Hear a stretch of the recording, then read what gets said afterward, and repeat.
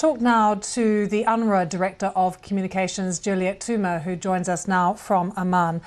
Juliette, can I get you to directly respond first to some of those comments just made to me by Mark Regev? Firstly, he says that Hamas is creating problems deliberately with the distribution of aid inside Gaza. Could you clarify from UNRWA's perspective what's happening with aid?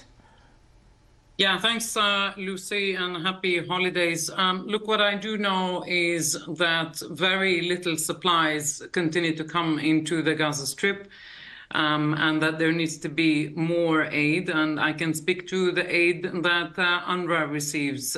We do know that it's very, very little, and it doesn't correspond to the ongoing and increasing humanitarian needs on the ground in Gaza.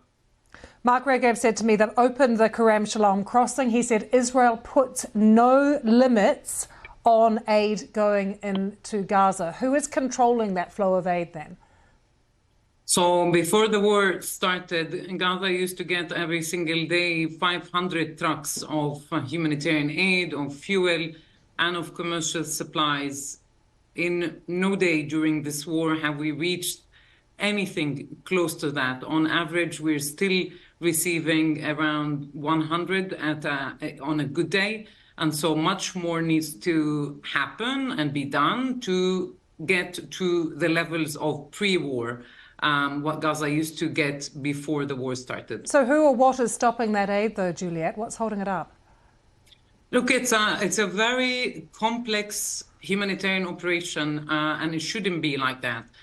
There is inspection that takes quite a long time from the Israeli authorities. Then the trucks need to be rerouted. And so it shouldn't be like this. It should be much simpler, and there should be an increase in the number of trucks allowed into Gaza. It should be faster, and there should be different routes that are open and made available to bring in not only humanitarian assistance, but also commercial supplies for the markets, because right now there are no markets in Gaza. Juliette, can I ask you about what is happening in the West Bank? Because we've had Mahmoud Abbas saying the West Bank could implode at any time. I also talked to Mark Regev about it, but we have had reports of this drone strike on Noor al-Shams, which is near Tulkarm, killing some Palestinians.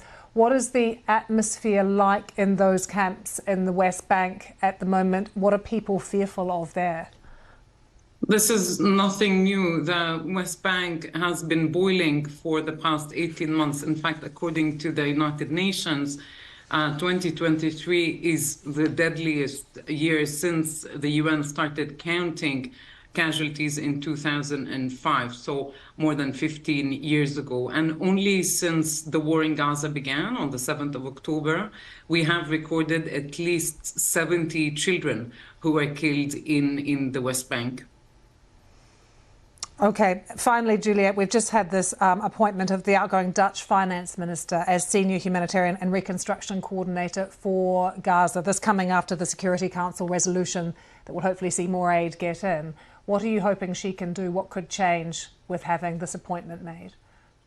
Yes, it is, first of all, a very welcome appointment. And we do hope that with this appointment, we will see more aid coming into Gaza without these complications and these hurdles that we've been facing for 80 days now. Much more needs to come into Gaza, including commercial supplies. Juliette, thank you so much for joining us as always. Juliette Touma. Thanks.